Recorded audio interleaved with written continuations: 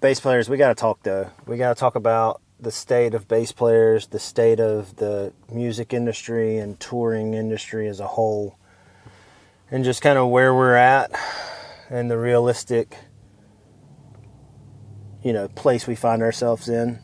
When 2020, I was living in Nashville, and you started, after COVID hit, hunting around for some gigs and stuff. You started to hear a good bit about bands that were touring without bass players and running tracks, and that's become more and more prevalent, as the years have gone on.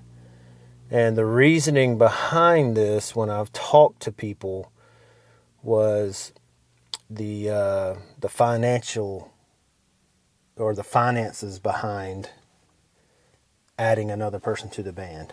And I just think it's been really tough on bass players for the last 6 years, at least since 2020, from my experience. And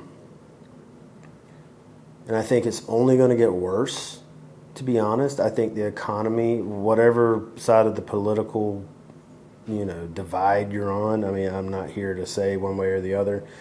I do feel like with this war in Iran and with, I just think the Strait of Hormuz and all that stuff, I think the economy is just going to get worse. We're having conversations since 2020 about, we're not hiring a bass player because we can't afford to bring on another person. The expenses go up, and I think it's only going to get worse. I think live experiences are going to be more popular than ever due to AI, but I think that's going to come at a huge premium, both to experience the said live experiences and to put something like that on. I saw that video with Misha Mansour and the drummer for Periphery. They were on the Downbeat podcast, and they were just talking about, the business model's always been horrible, razor thin margins. If it goes up 10%, you're looking at it being impossible. Well, the margins have doubled. Everything's doubled just from inflation, economy, things cost more, gas costs more. So I think we're going to see the cost for touring is going to go up. Therefore, the bands that are just starting out, and you're already seeing this, you're seeing bands with just one guitar player, a vocalist, and a drummer. They're just running tracks. And I think those gigs starting out, those starting out gigs are just not going to exist for bass players.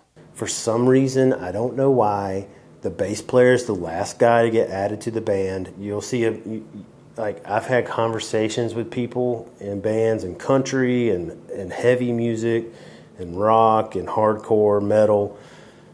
Like, the bass player is the last guy to get added, and usually it's the bigger bands that can afford to do it. And I don't know why. They'll have 2 guitar players on stage. There'll be a singer playing guitar, another guy singing. There'll be a utility guy, a drummer. They'll take out a media guy or content guy. They got a front of house guy, a merch guy. They got all these people.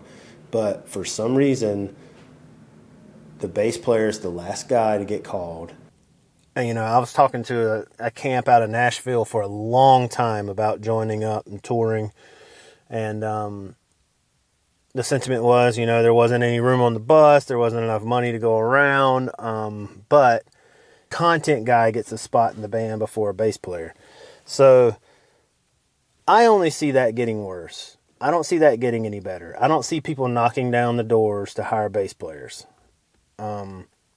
I think it's just going to cost too much. I think you're going to see kind of what they said on that podcast. You're going to see bands and acts and artists that are just not going to be doing it or just going to disappear in 2 years. It's going to be too expensive for them to keep it up. So that's a big reason why I'm wanting to pivot more towards songwriting, producing, composing. These are all things that I can do at home in my studio. I don't have to put too much effort into, getting to know the right people, getting into the right crowd, hoping they call me at the right time. Because now it's not even just a right place, right time mentality. The band has to be big enough to afford it. And I think you're just going to see like those stepping stone gigs where it's like you start out with this guy, you do it for a year or two, and then you kind of step up to the next size, or maybe the person you're touring with gets more popular and it ramps up like that. I think you're going to see less and less of that. I think at some point, though, if they get to a point where they're financially viable to hire a bass player, they're just going to call a guy they know. And you just hope you're the guy they know, and hopefully they call you.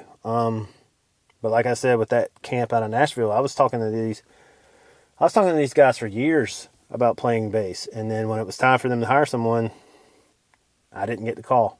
And that's it is what it is. It is what it is. Yeah, if you're not a bass player that didn't come up with the band or start the band and you're just looking to get hired on somewhere, it's gonna be tough.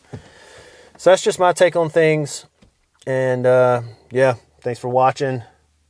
We'll catch up.